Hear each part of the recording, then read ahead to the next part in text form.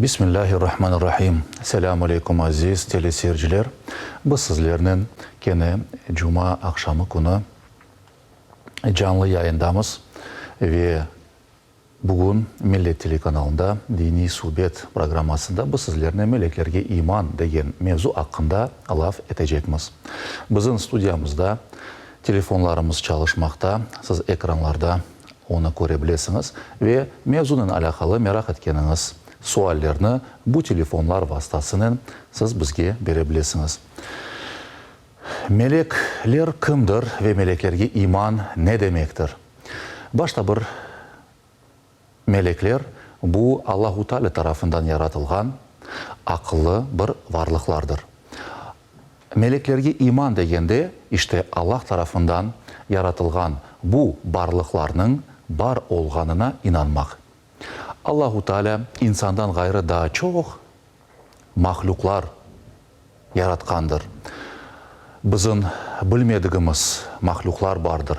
Gözlerimizden görmegenimiz ve kulaklarından işitmegenimiz. Biz buna gayb alemi dep aytamız ya da metafizik alemde dep aytmaga mümkün zemanevi tilde.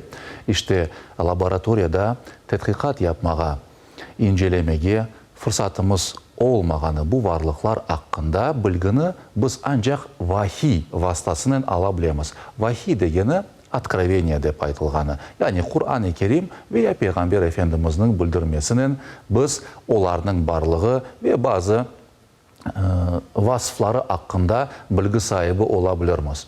İşte meleklerge iman bu iman şartlarının ikincisidir. Ve meleklerinin bar olganına inanmagan kişi Müslüman olamaz. Onların barlığını inkar etken, kabul etmegen kişi dinden çıkan olur. Çünkü Kur'an-ı Kerim'nin birçok ayetinde meleklerinin barlığı hakkında aytıla. Mesela Bakara suresi 177. ayette Allahu Teala şöyle buyuruyor. Eylik yüzlerinizni şark ve garp tarafka çevirmeniz değil. Aksine esas iyilik degeniniz bu şu kimsenin yapkanıdır.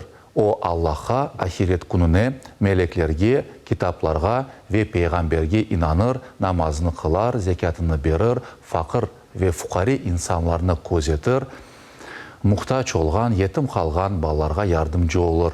Şeklinde ayet-i kerime devam ede. Ama esas olarak bizim dikkatimizni celp etken şu ayette meleklerge inangan kişi dep Müslümanlarını ve yaxşılık yapkan kişilerini tasvir etkende Kur'an-ı Kerim'nin bu ifadelerini kullanıvıdır. Ondan gayrı biz mesela dualarımızda tevbe istiğfar duasını okuganımızda her vakit amentu degen duanı okuyumuz. O ne managa kele? O amentu duası yani iman şartlarını tekrarlamak demektir. Amentu demek men inandım demektir. Amentu billahi Allah'a inandım. Ve melaiketihi onun meleklerine inandım. Ve kutubihi ve rusulihi ve liyevmil ahiri ve bil kaderi hayrihi ve şerrihi minallahi Teala dep bu dua devam ede. Yani meleklerden son Allah'ın kitaplarına, peygamberlerine, kader ve kazaga, yaxşılık ve fenalık Allah'tan olganına ve olgen son tirileceğimizge inandım degen mananı anlata iş bu dua. Yani bu duada da biz her vakit tevbe istiğfar yapkanda da gene de imanımızı tazelemek maksadında bu amentu duasını okuyumuz ve anda da meleklerge imanını biz anıp geçemiz. Gene de mesela Allahu Teala Kur'an-ı Kerim'de kim Allah'a, meleklerine, peygamberlerine, Cebrail ve Mikail'ge düşman olsa bilsin ki Allah da inkarcı kafirlerinin düşmanıdır de buyura. Demek ki meleklerini kabul etmemek ve onlara menfi bir duygular beslemek ki evvelden da İslam'ın ilk gelgen devrinde Müslüman olmayan insanlar Cebrail aleyhisselam peygamber efendimizge vahiy getirgeni sebebinden gene de bu peygamberimizin peygamberliğini kızganıp Cebrail ve Mikail aleyhisselam gibi meleklerini böyle sevmemezlik dair bir duygular görsetken ediler. Onlarını akaretleyici, nahoş olarak hakkında laflar etken ediler. Onun için bu ayeti kerimeni Allahu Teala indirdi ve bu meleklerini kabul etmeyip onlarga demek ki menfi duygular besleyenler, onlar Allah'ın düşmanıdır şeklinde bunu ifade etti. Yani meleklerinin barlığı, onların mübarek bir barlık olganlarını ve onların bir Müslüman kişi kabul etmek gerek olganını vurgulamak için bu ayeti kerime de pek manalıdır bizler için. Melekler nasıl bir barlıklar? Onlar nurdan yaratılgan bir barlıklardır. Allah-u Teala biz insanlarını topraktan ya da balçıktan yaratkan olsa, Kur'an-ı Kerim'de bu ifade etili. Meleklerini ise nurdan yaratılgandır. Nur degeni svet degeni. Onun için onlar böyle latif, ince ve nurani varlıklardır. Biz bu sebepten onlarını közden korup olamayız. İşte bu sebepten melekler biz daim değildir. Onlarını insandan ayırgan, insandan farklı kılgan bir takım hususiyetler vardır. Onlar da şunlardır. İnsanda demek ki hem akıl var, hem irade var, hem de nefis vardır. Meleklerde ise akıl ve irade vardır ama nefis yoktur. Bu sebepten melekler aşamaz, içmez, yuklamaz, evlenmez, bala doğurmaz ve Allahu Teala'nın emirlerini tas tamam yerine getirir. Allahu Teala bir şey emretken son melekte onu yapmamak tayin bir hareket olmaz. Bu sebepten melekler günah işlemez. Onlar ancak güzel, yaxşı işler yaparlar. Bu sebepten hem Kırım Tatar tilinde hem de başka tillerde melek tayin insan degen deyim, böyle bir söz adet olgandır aytmağa, böyle bir temiz, güzel, herkesge yaxşılık yapkan, yaxşı tabiatlı bir insan olsa melek tayin dep aytmağa adet olgan. Bu sebepten. Çünkü melekler günahsız, temiz bir varlıklardır. Gene de şu cümleden meleklerinin apay akayı yoktur. Yani bir cinsi yoktur. Bu sebepten meleklerini bazı vakit resimlerde böyle güzel bir kız ya da kadın şeklinde beyaz bir tüste resimlerde çizilgenini görmek mümkün. Bu elbet doğru değil. Çünkü melekler ne erkektir ne kadındır. Onların bir cinsi yoktur. Melekler hakkında laf etkenimizde biz elbette ki onların ne manada yaratılganını da unutmamak gerekmiz. Ve Allahu Teala bir yaratıcı olarak hem kadirdir, her şeye gücü yeter, hem de hakimdir. Her şeyini hikmet ile yaratır. Hikmet degeni bir şeyini boşu boşuna yapmaz. Yapkan bir şeyinin mutlaka bir manası ve maksadı vardır degeni. İşte Allahu Teala meleklerini yaratkan olsa, aysa onların bir manası vardır ve onların icra etken, yerine getirgeni bir vazife vardır. İşte geliniz biz bu meleklerini bilgenimiz kadar, yani Allahu Teala Kur'an-ı Kerim ve Peygamber Efendimiz hadis-i şeriflerde bizlerge tarif etkeni kadar meleklerinin çeşitlerine ve onların vazifelerine bir nazar taşlayıq. Meleklerinin en büyüğü Cebrail aleyhisselam. Ona mesela başka ilahi kitaplarda ya da başka dinlerde Arhangel dep aytıla. Yani meleklerinin en büyüğü. Cebrail aleyhisselamın vazifesi hem başka meleklerini idare etmek hem de Allahu Teala'dan peygamberlerge malumat getirmek, vahiy getirmek. Mesela bütün peygamberler Allah'tan bilgi alır. Bu bilginin adı vahiy, yani откровение. Adem aleyhisselamdan başlayıp bizim peygamberimiz Muhammed Mustafa sallallahu aleyhi ve sellem'e kadar bütün peygamberlerge Allahu Teala öz iradesini, öz isteklerini, öz buyruklarını ve emirlerini bildirgendir. İşte Allahu Teala'nın bu emirleri nasıl peygamberlerge kelip yetkendir? Çoksa vakit, yani 98-99% bu Cebrail aleyhisselam vasıtasının peygamberlerge Allahu Teala öz buyruklarını yetkizgendir. Şu cümleden İsa aleyhisselam'a mesela İncil, yani Evangeliya ya da Новый Завет dep aytamız. Sonra Musa aleyhisselam'a Tevrat, Ветхий Завет. Дауд алейхиссаламға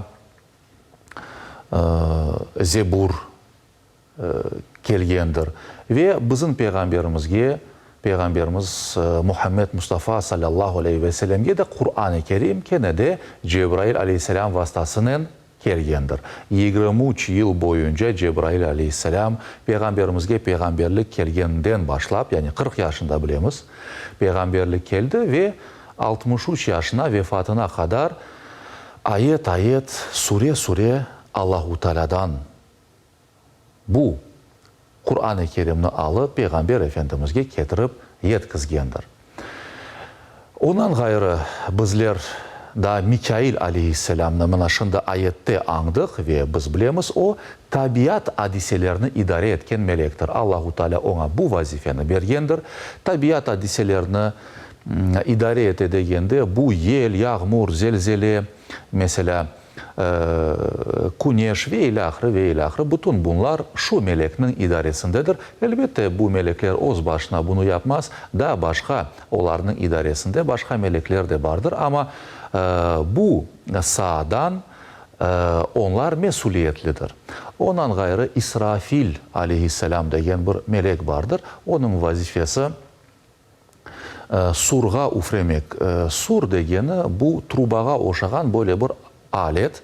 Ona üfürülgeni vakit öyle bir ses çıkacak. Biz onun maiyetini bilmeyimiz. Tek hadis-i şeriflerde ve Kur'an-ı Kerim'de tasvir edilgeni dayin biz bunu anlayımız. İşte böyle bir alettir. Ona üfürülgeni vakit öyle bir ses çıkacak. O kıyametinin başlangıcını ilan edecek ve o surga üflegeni vakit İsrafil aleyhisselam kıyamet başlayacak ve bütün canlılarının canını, ruhunu Allahu Teala alacak, herkesini öldürecek ve bütün dünya nizamı paramparça olacak. Bütün nizam ahenk bozulacak. Kıyamet kopacak yani. Ondan sonra Allahu Teala İsrafil aleyhisselam'ını da öldürecek, canını alacak ve daha sonra onu tırıltacak ve o ikinci keresi şu surga üflegeni vakit bütün canlılar tırılacak Allah'ın izniyle. Ve ondan sonra mahşer meydanında toplanıp dünyada yapıp etkenlerden akıllı varlıklar elbette ki Allahu Teala'ya hesap verecekler. İşte onun vazifesi demek ki kıyametini başlatmak ve son insanlarını kenede ölüm uykusundan uyandırmak olacak Allah'ın izniyle. Ve en son vakit hepimiz bilgeni elbette ki Azrail aleyhisselam, bu ölüm meleği kenede Allahu Teala'nın emrinden insanlara gelir ve insanların demek ki canlarını, ruhlarını sokup alır. Vakti kelgende dep aytamız da onun bizim dinimizde ayrı bir adı var. Biz ona ecel dep aytamız. Ecel bu bir insanga tahsis etilgen, ona ayrılgan bu dünyada yaşama müddetidir. Ve o müddetinin sonuna erişmesidir. İşte bu müddet bitkende insanın eceli geldi dep aytala. İşte eceli bu son vakti, son dakikası gelgende demek ki Allahu Teala'nın emrinin Azrail aleyhisselam insanların ve bütün canlılarının, tek insanların değil, demek ki hayvanlarının da, kuşlarının da, balıklarının da, hatta başka meleklerinin de canlarını alır. Bütün canlılarının, cinlerinin de mesela canlarını Azrail aleyhisselam Allah'ın emrinin alır. İşte biz bu 4 tane melekke büyük melekler dep aytamız İslam dininde. Ondan gayrı biz başka melekler hakkında da laf yürütebiliriz. Mesela cennet ve cehennem kapılarının karavulları olgan melekler vardır. Cennet kapılarını karavulagan Ridvan adında bir melekten bahs edilir hadis-i şeriflerde. Cehennem kapılarını karavulagan da Malik adında bir melek hakkında Peygamber Efendimiz bizlerge haber verir. Ondan gayrı insanın on ve sol omuzlarında olgan ve insanın yaxşı ve yaramay bütün hareketlerini ve sözlerini kaydetken bir amel defterine yazgan melekler bardır. Onların adı kiramen katibindir. Оң tarafta olgan melek insanın yaxşı hareketlerini yaza, sol tarafta olgan melek ise insan oğlunun yapkan yaramay hareketlerini yazıp ala. Ve ahirette bu amel defteri her bir insana verilecek. Al özün amel defterini oku dep aytılacak ve insan bütün yapıp etken şeylerini, көрген şeylerini, aytkan şeylerini anda koyacak, yazılı bir şekilde ve yapkan günahlarını, yaramazlıklarını, fenalıklarını itiraf etmeye, kabul etmeye mecbur olacak. Başka böyle bir çetke kaçıp olamayacak, onlarını inkar etip olamayacak. Çünkü her şey tıpkı videoda kaydetilgene dayin şu defterlerde kaydetilgendir ve onun o güne hepsi takdim edilecek. İşte elbette ki bütün bunlar bizlerge bir hikaye olsun dep Kur'an-ı Kerim ve hadis-i şeriflerde anlatılmayı bizler bu dünya nizamını bizim görmegenimiz metafizik alemde neler olup bitkenini, onlar nasıl çalışkanını ve insanla alakalı olan nasıl bir esnaslar, nasıl bir prosesler ceryan etkenini korup bilmek ve ona göre tedbirimizni almak için bizlerge anlatıla. Eğer de biz amel defterine bütün hareketlerimizni kaydetken iki tane melek daima bizlerini takip etkenini bile isek, aysa Allahu Teala bu melekler vasıtasıyla bizlerini kontrol ete demektir. Ve bizler aysa özümüzün al ve hareketlerimizni bir tertip nizamga koymak gerekmiz. Yaramaylıklardan vazgeçip, günahlardan vazgeçip, biz yaxşı şeyler yapmağa tırışmak gerekmiz. İnsan şu şekilde düşünmemek gerek. Kimse olmaganda meni kimse görmey. Allahu Teala her şeyini göre ve bile. Ve vazifeli melekler senin bütün aytkan lafların ve yapkan işlerin kaydete. Onun için seni bir polisiya, militsiya görmese de sen bu dünyada cezadan kaçıp olsan da birisini aldatsan, bir kimsege haksızlık yapsan mesela ama şu melekler hepsini kaydete ve o bir dünyada hep bir sen bir kul hakkını aşagan olsan o kul senden öz hakkını hep bir alacak ve hep bir hesap kitap olacak. Bütün yapkan ve etken işlerinden sen hesap vermeye mecbur olacaksın. Onun için insan cevapkar olganını hiçbir vakit unutmamak gerek ve bu mesela meleklerge imanın en esas tarafı budur. Yani insanga onun görmegeni hakikatlar anlatıla ki insan ona göre özünün hareketlerini bir tertip nizamga koysun. O bir tarafta Allah'ın huzuruna çıkanda vay ya Rabbi sen bana bildirmedin, men bilmeyedim. Aytkan olsan men ayağımı tenk atar edim ya da men ona göre tedbir alır edim. Şu yaramaylıklarını bekim yapmaz edim. Niçin sen bana bildirmedin? Degen böyle bir manaçıklar aytmağa, özünü aklamağa fırsatı olmayacak elbette. Ondan gayrı insan ölgen son ve kabirge kirgen son biz ona İslam dininde berzah alemi dep aytamız. Şu berzah degen alemde da melekler var. Hadis-i şerifte oğlar böyle kara ve mavi, tüslü, mavi, kozlu böyle melekler olganını bizge aytıla, anlatıla ve olarga kiramen katibin, münker ve nekir bağışlarsız, münker ve nekir dep aytıla. Münker ve nekir bilinmegen, meçhul degen managa kele. Yani bilinmiyor, onların nasıl kim olganını kimse bilmiyor. Ama olar insan kabirge kelgen son kelip insanga sual verecekler. Onun için biz mesela adet üzere bir insanı mezarlıkta defnetken son molla mutlaka kalır ve ona telkin eter, telkin verir dep aytamız. Şu telkin degeni bu hadis-i şeriflerde geçken insan kabirge kirgen son şu münker ve nekir meleklerinin nasıl suallerine cevaptır.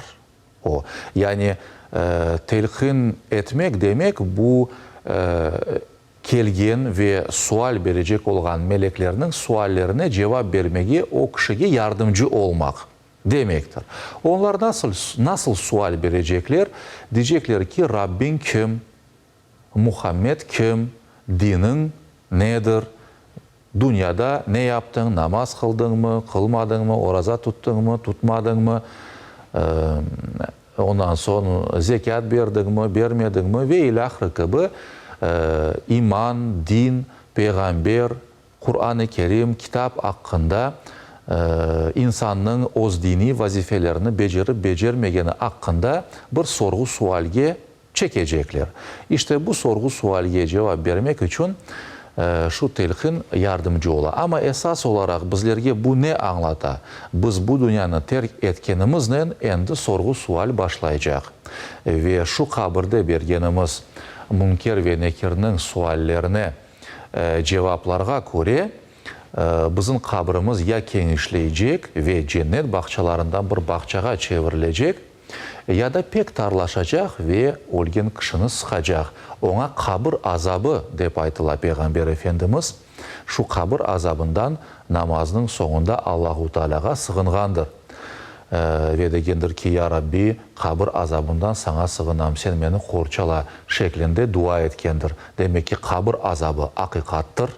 Ona inanmak gerek. Ehli sünnet alimlerimiz hepsi buna inanmak gerek olganını kitaplarında yazgandırlar. Bununla alakalı aman 25 sahabeden rivayetler vardır.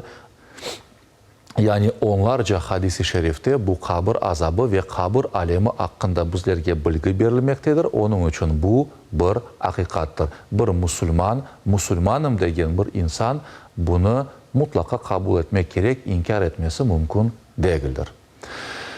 İşte bizler bu dünyada demek ki özümüzni öyle bir albarmak gerekmiz. Ne de demek ki ahiretinin birinci durağı olgan kabir hayatı ne de mahşer meydanında bizim yüzümüz böyle kızarmasın ve ak alın ile biz bütün bu sorgu sual esnaslardan geçip cennetke kirmege ak etken kullarından olayıq. Ak kazangan kullarından olayıq. İşte bu meleklerinin işte bazı çeşitleri ve onların vazifeleri edi.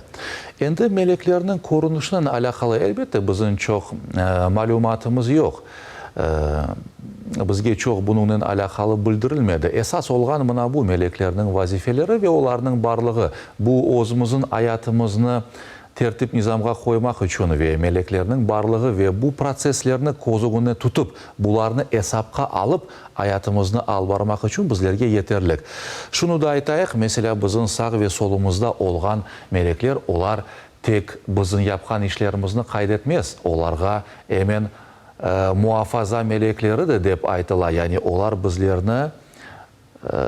bizlerini korçalaylar ve bizlerge yardımcı olalar. Hususan mesela ufak balacıklarımızı korçalagan melekler vardır ve onlarını korçalaylar. Mesela ufak ballar yıkılsa onlarga bir şey olmaydı. Dikkat etseniz çoksa vakit. Ama büyük bir insan yıkılsa ille bir yerini ağırta. Çünkü ufak bir bala o günahsız bir sabidir ve o da zayıftır. Yani küçüğü pek yokturdur. Onun için Allah-u Teala melekler vasıtasının şu balacıklarını korçalay. Siz özünüzün suallarınızı hem telefon vasıtasından bizlerge berebilirsiniz saygılı teleseyirciler, hem de elektron poçtamızga o suallarınızı yollayabilirsiniz. Biz sizden kelgen suallarını böyle akkumulировать etip bir yayını ona bağışlayabiliriz ve bütün suallarınızga cevap vermeye hareket ederiz inşallah. Meleklerle alakalı biz laf etkenimiz takdirde elbette şunu kaydetmek gerekmiz. Onlardan gayrı da cinler ve şeytanlar degen barlıklar vardır. Cinler, bunlar insanlar dayan yaşagan ve kene onların akılları olgan, Müslüman, kafir dep iki şekilde ayrılgan, yani Allah-u Teala'ga inangan ve inanmagan böyle cinler vardır. Şeytan degenimiz ise bu bir cins ismidir. Yani имя нарицательное dep aytamız. Hem insanlardan şeytanlar olabilir hem de Cinlerden şeytanlar olabilir. Şeytan деп айтқанымыз bu insanı yaramайлыққа çekкен, ona yaramay işler yapmağa telkin etken, onu Allah'ın yolundan urgan böyle bir barlıklardır. Peygamber Efendimiz hadis-i şerifte eğer de sizin böyle yüreğinizge bir yaxşılık yapmağa doğsa, böyle bir yaxşı bir duygular, sizni rahatlatıcı bir düşünceler ve duygular sizin içinizge gelse, biliniz ki o meleknin sizin içinizge koygan böyle bir yaxşı duygular ve düşüncelerdir. Eğer de bir yaramay bir düşünceler olsa, sizin içinizde doğsa, o da şeytanın türtmesidir de buyuruyor. Ve demek ki biz insan ve cinlerden olgan şeytanlarının karşısında Allahu Teala'ga sığınmak gerekmez. Bu yaramaylıklarga bizlerini davet etken şeytanın da başka hususları bizge yaxşı şeylerini, yaramay şeylerini ise yaxşı dep göstermesidir. Ve bizlerini bu şekilde bir realностьni bozulgan bir şekilde kabul ettire, искаженный bir şekilde bizlerge kabul ettire ve biz karаны beyaz, beyazını kara dep kabul etemiz. Bizim anımızga o yaxşını yaramay dep singdire ve biz bazı vakit yaxşı yoldamızda, doğru yoldamızda dep kitemiz, ama afsus ki biz hem özümüzge hem cemaatga zarar getirgen ve günah işler yapabilemiz. Onun için bu gibi hususlarda pek muhayt olmak gerek, cemaattan ayrılmamak gerek ve öyle bir yaramay bir şey yüreğimizge doğganda, bizge bir telkinler yapılganda biz "Euzu billahi mineşşeytanirracim, Bismillahirrahmanirrahim. Lanetli şeytandan Allahu Teala'ga sığınam" deyen dualarını yapmak ve hususan Kur'an-ı Kerim'nin sonunda Felak ve Nas surelerini okumak gerekmez. Allahu Teala bizlerini cinlerden, şeytanlardan, nazardan, etneden, fitneden ve umumi olarak yaramaylıklardan muhafaza eylesin. Bizlerini doğrulukunu bilip, doğrulukunu yamanlıktan ayırgan ve doğru yoldan gitmege layık olgan kullarından eylesin inşallah. Gelecek yayınlarda görüşmek üzere, sağlıkla kalınız. Allahu Teala'ga emanet olunuz.